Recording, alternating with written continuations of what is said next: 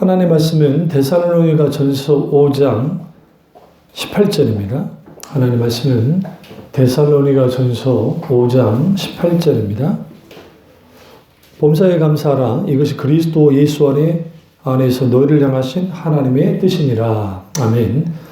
말씀 제목은 이론 중에도 감사할 수 있는가? 라는 첫 번째 시간 갖도록 하겠습니다. 이론 중에도 감사할 수 있는가? 라는 제목으로 말씀을 나누도록 하겠습니다. 우리가 하나님 앞에 범사에 감사해야 됩니다. 말 그대로 범사라는 것은 모든 일에 하나님께 감사해야 됩니다. 각 시기마다 또 각 세대마다 또 각 삶의 여러 요정들 또 사람들이 사는 여러 가지 모양 또 어떤 신앙의 색깔을 갖고 있느냐에 따라서 하나님에 대한 반응이 다릅니다.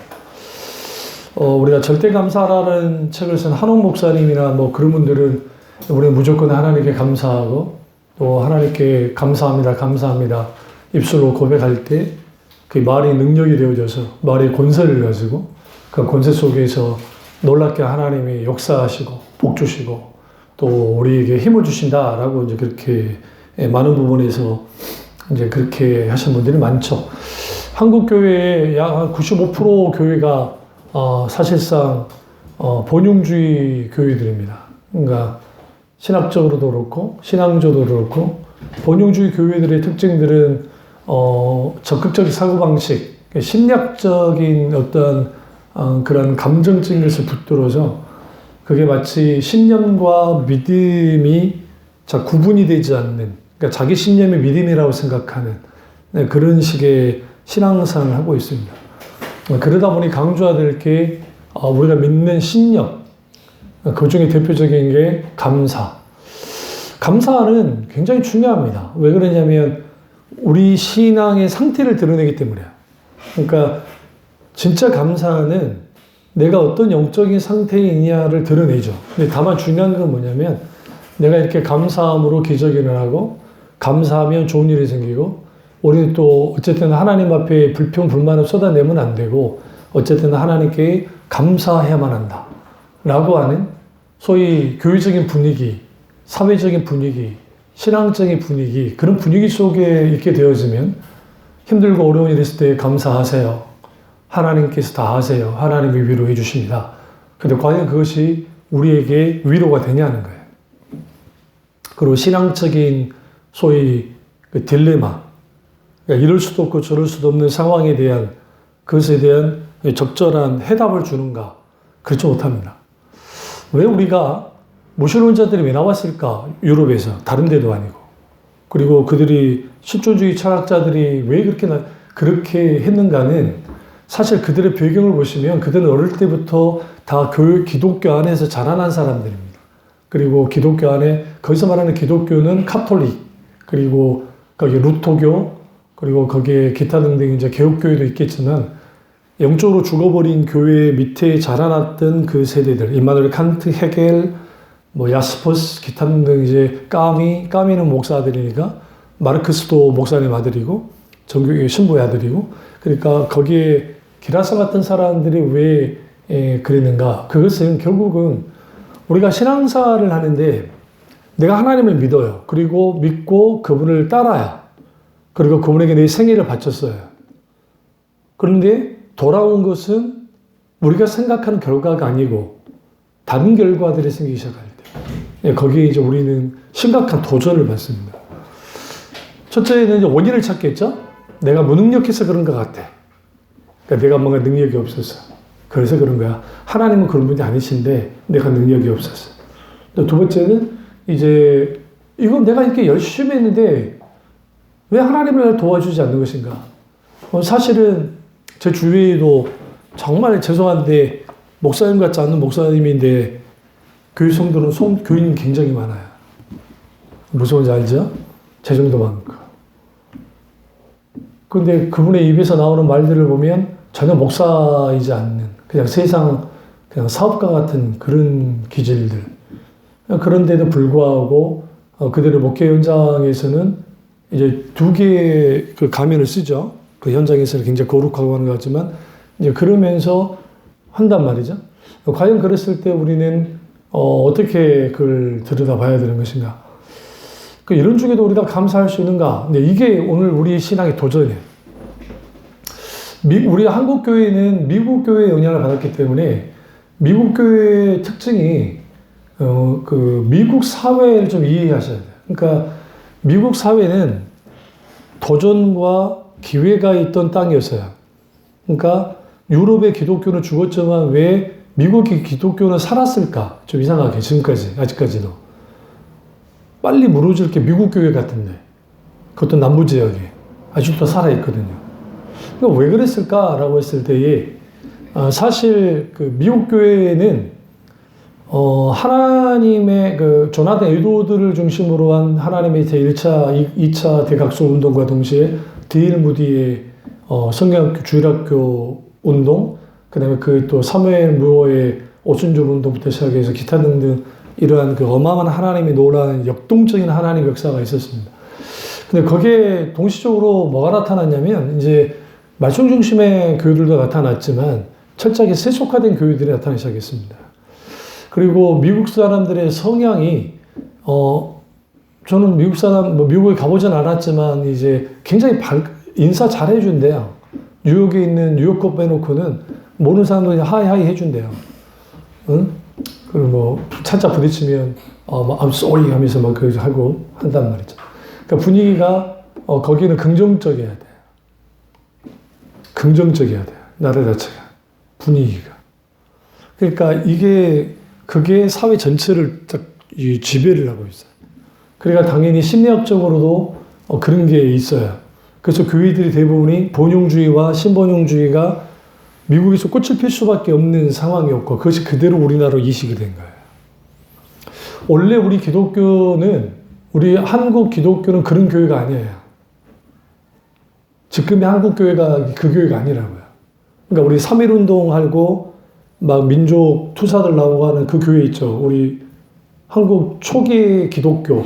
거긴 철저하게 하나님 말씀 중심과 그리고 거기에 성령의 놀라운 은혜 가운데 있었는데 60년도의 경제개발 동시에 이제 본용주의가 들어오면서 폭발적으로 늘어납니다. 그러면서 이제 우리는 감사해야 됩니다. 감사합시다. 적극적으로 우리는 하나님께 긍정적인 마음을 가지고 감사하면 하나님이 다 이루어 주십니다. 라고 하는. 그래서 마을의 원세, 게네스 히겐이라는 그분의 어떤 영향을 받은 사람들이 이제 은사주의자들이 그렇게 했죠. 장단점이 있어요. 장점은 사람이 살아갈 때 적당히 긍정적이어야 됩니다. 그러니까 저 같은 성향의 사람들은 긍정적이진 않아요. 왜 그러냐면 여러 계산을 하거든요. 그러니까 객관적으로 들여다보려고 하는 기질이 있어서 그런 사람들은 그렇게 막 분위기 따라서 확 그러진 않아요. 그런데 사람은 좀 살아갈 때는 적당히 긍정적이어야 돼요. 부정적이면 안 돼요. 그런데 신앙의 세계에서는 아주 위험해요. 소위 말하는 긍정의 신앙이라는 게. 그게 신앙이 아니기 때문에 그래요. 그건 신념 체계에 불과하고 자기 암시에 불과하기 때문에 그래요. 왜 자기 암시에 불과하냐면 성경을 딱 보시면 창세기부터 요한 계시록 이르기까지 하나님의 사람들의 믿음의 모습을 보시면 알 수 있어요. 그들이 항상 하나님께 감사했나요? 잘 들여다보세요. 아파할 때 하나님 나 아픕니다 라고 하면서 기꺼이 하나님 앞에 나아가서 탄식하기도 하고 하나님 이루실 수는 없습니다 라고 하는. 그럼에도 불구하고 하박국이 고백한 것처럼 하나님 앞에 그렇게 나왔을 때 감사는 언제 하게 되냐면 하나님의 본심을 알게 될 때예요. 하나님의 진짜 마음을 알게 될 때, 그분의 진짜 뜻을 알게 될 때 감사하게 돼요. 여기서 중요한 게 있어요. 근데 그 뜻이 우리가 바라는 게 아니니까 문제인 거예요.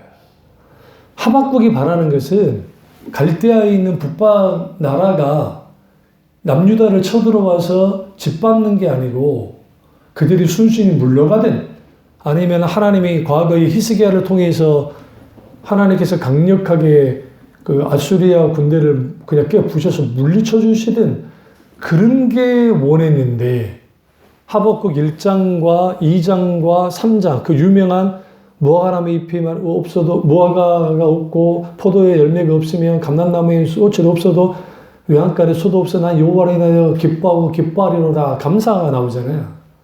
근데 그 감사가 나오기까지 긍정적으로 나는 하나님께 감사해야 돼, 나는 감사할까로 감사한 게 아니에요. 이런 상황에도 감사할 수 있는가에 대한 실질적인 도전을 하박국이 해줘요. 하박국은 이렇게 나오는 거예요. 하나님, 당신이 하나님이라고 한다면 이건 아닌 거예요. 이러실 수는 없죠. 어떻게 할례받지 못한 족속이 우리를 이렇게 때릴 수 있습니까? 우리의 죄가, 이스라엘 백성의 죄가 저들의 죄보다 크다는 말입니까? 그러면서 항변을 해요. 우리 문체를 보시면 히브리어 문체가 굉장히 강렬하게 하나님께 도전해요. 선지자가. 우리는 요나만 하나님께 대들었다고 생각하지만 선지자들은 그들이 민족주의자라고 해서 아니라 하나님 앞에 하나님이 이해가 되지 않을 때 하나님께 묻는 거예요. 신앙은 이해되지 않으면 물어야 돼요. 그러니까 그게 하나님이 아니라고 한다면 이게 아니지 않습니까, 하나님? 그때 우리가 아닐 수 있어. 그런데 후에 하나님이 그 부분에 대해서 알려주실 때 그때 깨지는 거예요. 그러자 하나님께서 그게 찾아와서 하시는 말씀이 내가 지금 이스라엘을 치지 않으면, 너의 유다를 치지 않으면 너희는 스스로 멸망할 거야. 자멸할 거라. 그게 무슨 말입니까, 하나님? 너희 죄가 갈대아인들보다 죄가 덜해서가 아니라, 그리고 갈대아인들이 의롭기 때문에 내가 그들을 들어서 너를 치는 게 아니고, 내가 당장 여기에서 자식이 문제를 일으켰을 때에 매를 치듯이, 그래 그를 통해서 고치듯이 나는 지금 당장 너희를 고치지 않으면, 이스라엘을 고치지 않으면 너희는 자멸할 거야. 내가 치지 않아도. 이미 너희는 세상이 끝나버릴 거야. 그러니까 나는 너를 쳐야 되겠어. 그러니까 하박국이 웁니다. 하나님 앞에. 울어요. 그래서 우리가 그 구약 서기 할 때, 이제 서기라는 게 뭐냐면, 그 히브리 원전을 가지고 해석하는 거예요. 원본 텍스트를 가지고. 근데 대학원에서 어려워요. 왜냐하면 그 사전이나 히브리어 사전, 헬라어 사전 전체를 동원을 하거든요. 근데 다 영어로 돼 있어요. 그러니까 한국어로 번역되어 있는 것도 아니고. 그럼 그 문장은 교수님과 함께 발맞추면서 이제 같이 풀어나가는 거예요. 근데 이게 그때 교수님이 또 테스트를 내요. 해석하고 어떻게 하는지 그걸 다 학점으로 다 가기 때문에 이게 굉장히 긴장하면서 이제 하죠.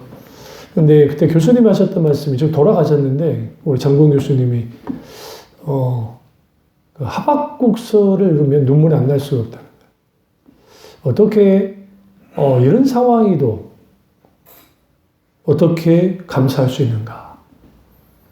그래서 히브리 그 하박국서를 쭉 그 원전을 읽어나가기 시작하면, 안 울 사람이 없어요.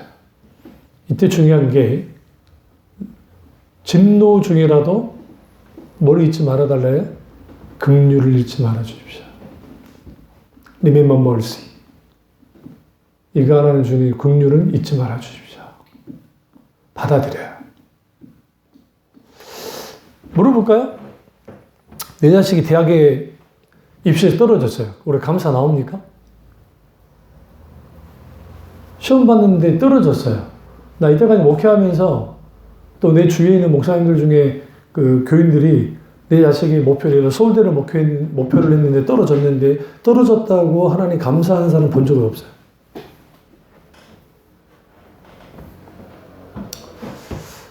그러니까 우리는 그게 감사의 조건이 아니라고 생각하기 때문에. 그러니까 감사는 조건에서 나온 게 아니고, 잘 들으세요? 하나님에 대한 감사는 조건에서 나오는 게 아니라 관계에서 나와요. 관계에서. 한우 목사님이나 적극적 사고방식은 뭐냐면, 하나님이 선하시고 좋으신 하나님, 가디스 국가 좋으신 하나님이니까 좋으신 하나님은 우리에게 좋은 거를 주는 분이야. 그러니까 우리는 마땅히 하나님께 감사해야 돼. 라는 것을 깔고 있어요. 근데 과연 그 좋으신 하나님이 우리에게 모든 것을 좋은 것만 주냐고요. 아니요. 이거는 박영수 목사님이나 뭐 김단주 목사님이나 뭐 노진주 목사님이나 이 개혁 신학과 신앙에 서 있는 분들은 그게 아니라는 걸 너무 잘 알아요. 근데 왜 교회에서는 대부분의 교회에서는 그것을 숨길까? 알면서도 신앙이라는 이름 안에서 숨겨요. 그리고 그것을 불만을 토로하면 믿음 없는 자 취급을 받아요. 그래서 박영수 목사님이 이제 SNS는 안 하시지만 유튜브 올리고 교회에서 이제 청년들과 대담하는 것들을 들여다보시면 글들이 쭉쭉쭉쭉 올라오잖아요. 그러면 그 청년들이 정말 어디에서 하소연할 데가 없으니까 또 다른 교인들이나 장로님들이나 그분들이 하소연할 데 없으니까 올라오는데 그거예요. 하나님이 선하시고 좋으시고 알겠다는 거예요. 그런데 왜 우리에게 이런 일이 벌어지고 왜 사업이 망하고 왜 하는 일이 안 되고 왜 병이 들리고 왜 하는 것들이 이런 것들이 있는데 우리는 그럼에도 불구하고 하나님께 감사해야만 합니까?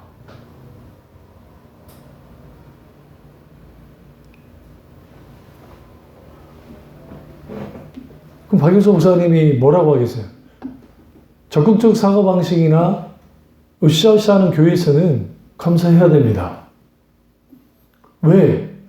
하나님은 우리의 입술의 고백을 통해서 우리의 믿음을 통해 역사하는 하나님이니까 못하는 것이 없는 하나님이 모든 걸 해주시는 그러니까 우리는 믿습니다. 하나님 이 부분에서 감사합니다. 그리고 우리가 긍정적으로 믿음을 고백하면 하나님이 그것을 들으시고 역사한다는 거예요. 근데 그것은 사실 자기 암시와 자기 신념에 불과해요. 그런 식으로 신앙생활 하는 사람이 성경에는 단 한 명도 없어요. 하나님의 사람들 중에. 그게 아니라 감사는 관계 속에 있잖아요. 하나님과 계속적으로 만나야 돼요. 계속 물어야 돼요. 계속 찾아야 돼요. 그래서 어떤 사람이 최고의 영적인 승리자가 되냐면 이해되지 않으니까 계속 하나님께 묻는 거예요. 탄원하는 거예요. 이게 뭡니까? 도대체 왜 이러는 겁니까? 이게 되지 않으면 우리 눈에 보여지는 숨겨져 있는 것들, 이단들이 그걸 잘해요. 그래서 이단들이 철저하게, 그 이단들은 누구에게 배웠냐? 기존 교회에서 배웠어요. 이만희,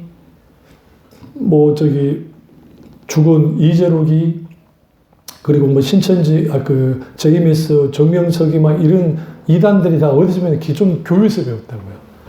기존 분강사들, 이단이 아니었던 분강사들의 그것을 그대로 마케팅해서 그대로 써서 그들이 확장을 시켰어요.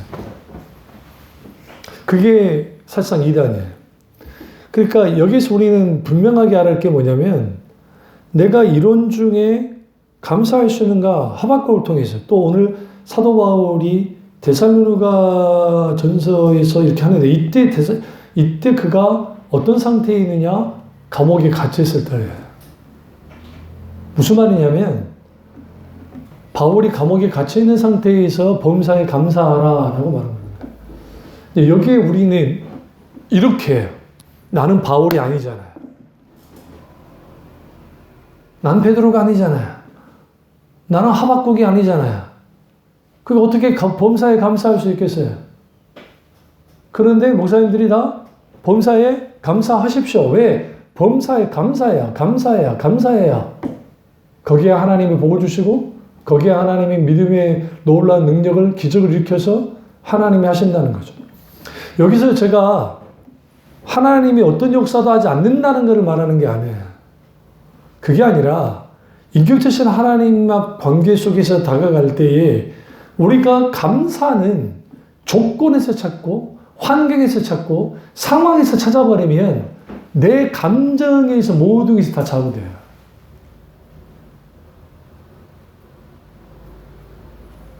그것을 뛰어넘는 감사. 그게 단순히 절대 감사를 말하는 게 아니고 하나님으로 인한 감사를 하는 거예요. 그럼 저는 이거를 제 나름대로 정의하기를 피를 흘리는 감사다라고 했어요. 피를 흘리는 감사는 뭐냐면 예수 그리스도가 십자가에서 죽으실 때 마지막 원망하면서 죽으셨나요? 엘레레 라바 사박다니 나야 어찌 나를 버리셨나이까 했죠. 근데 마지막에 주님이 딱 돌아가실 때 십자가에서 이제 딱 하실 때 다 이루었다. 이게 그리스도인들의 마지막이다. 무슨 말이냐면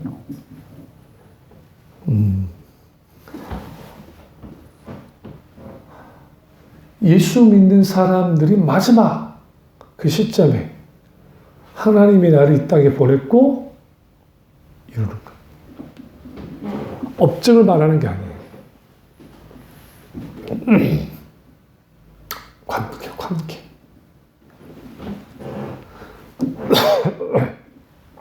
그 하박국이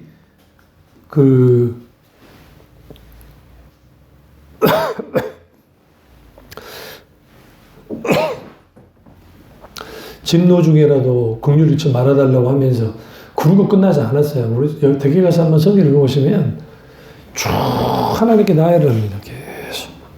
그래서 3장에 따라가서 그 유명한 노아가 나무 잎이 마르고 포도나무 열매가 없고. 근데 이게 자연재해 때문에 그런 게 아니에요. 북방맹족이 쳐들어왔어요. 다 쓸어버렸어요. 다 쓸어버린 거예요. 다 쓸어버린 상황에서 지금 하나님께 감사하고 있어요. 어떻게 그럴 수 있었을까? 이유는 딱 한 가지. 남은 자를 향한 은혜 때문에 그래요. 우리 잊지 말아야 될 것은 하나님이 내 것을 다 빼앗아 가는 것 같아. 아니, 그걸 허용한 것 같아. 근데 하나님이 허용하시는 게 있어요. 그게 뭐냐면 남은 자를 향한 은혜. 이걸 뭐라고 하냐면 헤세드라고 했어요. 하나님이 인자하신 남은 자의 은혜. 하나님은 남은 자의 은혜를 통해서 하나님이 이루고자 하는 일들을, 하나님이 하고자 하는 일들을 합니다. 이 부분에서 바로 서지는 못하면 오늘날 한국교회 교인들이 또 저를 비롯해서 대부분 사람들이 많이 여러 일들이 있을 때 약해요. 그 이유는 뭐냐면 우리 어렸을 때의 세대의 어르신들은 전쟁을 겪었잖아요. 6.25 전쟁 겪었죠. 보릿고개를 겪었죠. 그런 거 하니까 강할 수밖에 없었어요. 그분들이. 그런데 이제 나라가 부강해지고 뭔가 괜찮아지니까 거기서 뭐 하기 시작했냐면 이제 우리는 좀 안주하기 시작한 거죠. 그걸 대체한 게 긍정적이고 잘 될 수 있고 뭐 할 수 있다. 그래서 하나님과의 관계 속에서 감사하는 어떠한 그 하나님이 해주신 것에 대한 무조건한 감사를 통해서 하나님께 복을 받아라고 하는 그런 식으로 변질이 되어버렸다는 거죠. 그러면 이런 이론적인 감사할 수 있는가? 사업이 망해도, 내가 병이 들어도, 내가 하는 일이 안 돼도, 하루하루 살아가는 게 힘들고 어려워 죽겠는데 감사할 수 있는가? 그 감사는 철저하게 하나님과의 관계의 끈이 계속적으로 붙어 있고 연결되어 있고 하나님 그분의 본심을 우리가 순간순간 알아가는 거예요. 근데 이게 우리가 어떻게 알아가냐면 하나님이 육성으로 야, 나 너 이랬어. 나 이런 거야. 그렇게 알려주면 좋겠는데 하나님은 그렇게 알려주는 게 아니라 삶의 하루하루 과정 속에서 하나님이 깨닫게 해줘요. 하나하나씩. 그게 사건 속에서도 깨닫게 하고 아니면 사람과의 만남 속에서 깨닫게 되기도 하고 아니면 찬양을 듣다가 아니면 말씀 묵상을 하다가 기도하다가 설교를 듣다가 기타를 하면서 깨닫기 시작해요. 그게 뭔지를 아는 거예요. 그게 어떤 건지를 알게 되는 거예요. 그렇게 되어지면 하나님에 대한 오해, 하나님에 대한 불신, 하나님에 대한 원망, 하나님에 대한 지시가 내려지는데 이제 문제는 이거예요. 내가 당하고 있는 현실은 어떻게 할 거야, 그러면? 그러니까 선지자들이나 선지자들의 가장 불만사항이 그거였어요. 예레미야도 그랬고. 하나님, 이 고통을 어떻게 할 거야? 당신의 자녀들이 이 고통을 보고만 내게 있냐는 거예요. 그래서 예레미야가 할 수 있는 게 하나밖에 없었어요. 민족을 위해서 우는 거예요. 그래서 하나님 앞에. 예레미야를 따랐던 사람은 딱 13명, 12명인가 13명밖에 없었습니다. 그의 평생 속에서 예레미야의 제자 따랐던 사람은 이름이 나와 있어요. 성경 보시면. 그 사람들 외에는 예레미야를 따른 사람이 한 명도 없습니다. 그래서 구약의 선지자 중에 가장 가슴 아픈 선지자 예레미야. 그래서 그 예레미야 같은 경우에 그런데 놀랍게도 예수님께서 이 땅에 오셔가지고 가장 많은 인용을 했던 선지서에 인용했던 게 이사야와 예레미야예요. 굉장히 많은 인용을 해요. 말씀을 통해서 예수님이. 뭐와 맞닿아 있기 때문에 그러냐면 예레미야는 이거예요. 선지자니까 이스라엘 백성과 중간에서 하나님과 이제 그때는 중보자가 예수님이 아직 오지 않았으니까 가구 역할을 하잖아요. 이 너무 힘든 거야. 그러니까 예레미야가 나를 데려가 달라고 해서 그래요. 하나님 앞에. 근데 하나님이 노예요. 거절해요. 안 돼. 그래서 죽기 일보 직전되면 살려내고 죽기 일보 직전되면 살려내고 그러니까 진흙 우물에 빠뜨려 놓고 왕이 물이 여기까지 쳤다가 내려왔다. 그러면 낮이 되면은 마르잖아요. 그럼 뼈가 갈라진단 말이에요. 이렇게. 그것도 물이 올라오면 또 하고 그럼 여기 벌레가 끼고 하면서 그거를 7년 이상을 그걸 당했거든요. 그러니까 죽을 것 같으면 꺼내가지고 살려놓고 또 집어넣고 하는. 그러니까 그것을 겪고 있는 예레미야. 그러니까 당연히 하나님이 해도 너무한 거죠. 그러니까 이사야 같은 경우에는 왕족인데 3년 동안 빨가벗고 다녔어야 돼요. 거리에 빨가벗고 있었어요. 왜 하나님은 선지자들에게 후치를 원할까? 호세아 같은 경우에도 다말이라고 하는 창녀와 결혼하게 하고 그리고 사랑하게 만들고 하면서 또 도망치는 그 다말을 데려오는 그러니까 그 호세아 이게 하나님이란 정말 선하신 하나님이라는 걸 그런 일을 하면 안 되지. 그런데 놀랍게도 성경은 호세아를 향해서 사랑의 선지자라고 하고요. 그 다음에 예레미야 선지자를 향해서는 눈물의 선지자라는 표현을 쓰고 그 다음에 이사야는 복음의 선지자라는 표현을 씁니다. 철저하게 복음이 거기에 담겨져 있고 그리고 거기에 그런데 중요한 거는 그 하나님의 사람들의 공통점은 깊이 고통을 감내해내요. 그리고 하나님께 대하여 물어요. 계속. 정말 하나님이시라고 한다면 이런 중에 어떻게 해야 됩니까? 이때 하나님이 두 가지 반응을 하죠. 하나는 침묵. 또 다른 하나는 하나님이 말씀하셔요. 그런데 그 대답이 우리가 원하는 게 아니에요. 야, 나 너를 때릴 거야. 그래야 너희가 살아. 남은 자의 은혜를 위해서도 그게 필요해. 그러니까 하박국이 어떻게 반응하죠? 순복합니다. 그리고 하나님 이걸 약속을 해요. 너희를 친 갈대아를 내가 깨부실 거다. 무슨 말이냐면 그 갈대아 나라를 주님이 깨부실 거다. 실제로 그 나라가 멸망을 합니다. 임시로 들었었기 때문에. 그러나 고통을 감내해야만 했고 그런데 선지자가 그 어마어마한 고백을 하고 있어요. 그것을 가지고 어떻게 설교를 했냐면 수많은 목사님들이 우리 이런 절대적인 감사, 하박국처럼 이런 감사를 해야 됩니다 라고 하지만 조건에서 나온 게 아니라 하나님의 뜻을 받아들였을 때 이해되지 않아도 받아들이기 힘들어도 그분의 의중과 뜻을 내가 순응하고 순복했을 때 가능한 게 그런 감사예요. 그렇게 되기까지는 부단한 아픔과 갈등과 이런 것들을 겪어 이게 기도로 승화돼야 돼요. 그래서 기도로 찬양으로 그리고 하나님과 관계 속에서 묵상으로 바뀌어져 나가기 시작할 때 거기에서 이제 우리 신앙이 거기에 한 단계 성장하게 되는 것이지 소위 소위 적극적 사고방식이나 본용주의자들이 말하는 그런 식의 신앙으로는 어느 정도 고난에 대해서는 면역이 되어 있을지 모르지만 그걸 능가하는 것에 대해서는 절대로 못 견뎌요.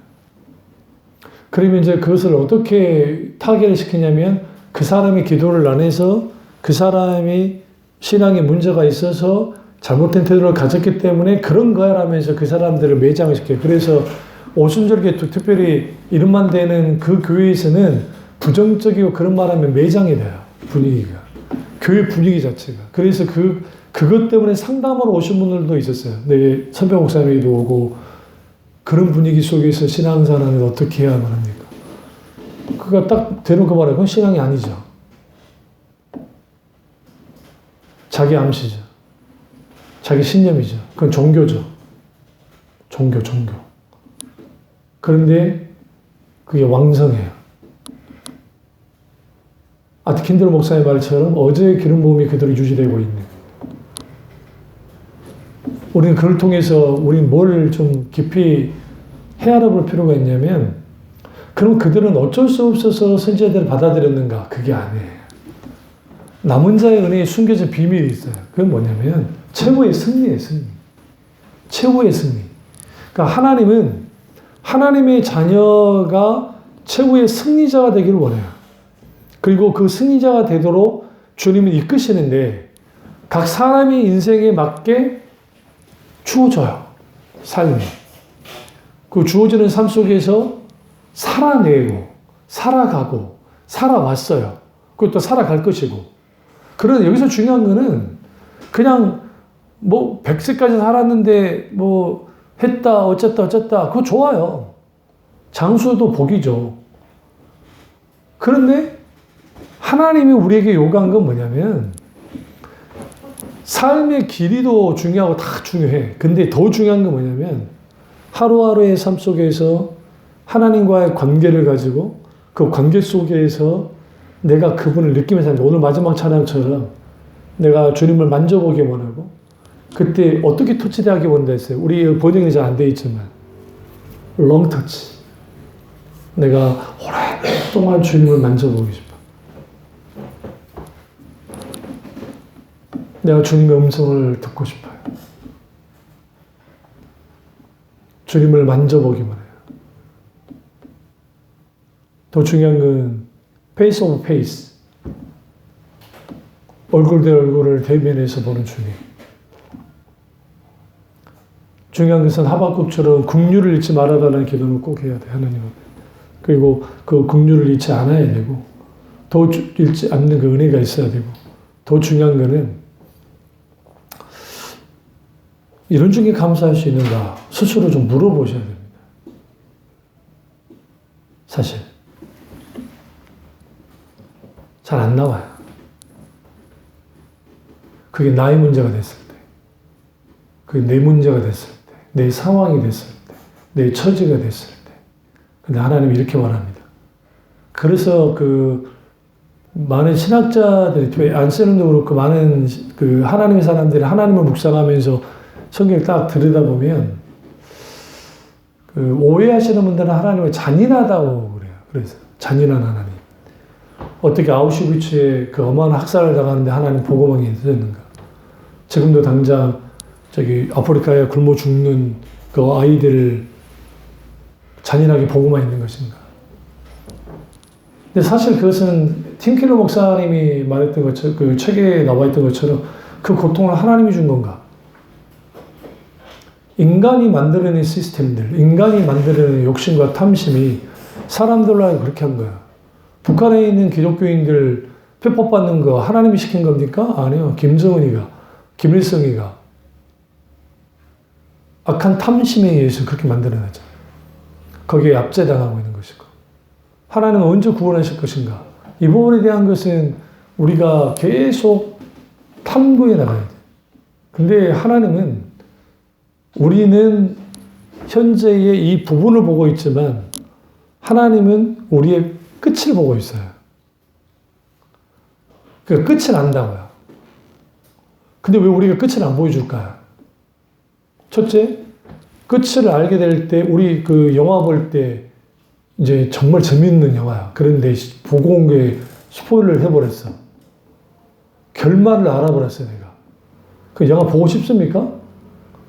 김세 번 했지? 아니, 물론 너무 막 영화가 재밌어가지고 막 그 그림은 또 뭐 볼 줄 모르지만 이미 내가 결론을 알아버렸는데.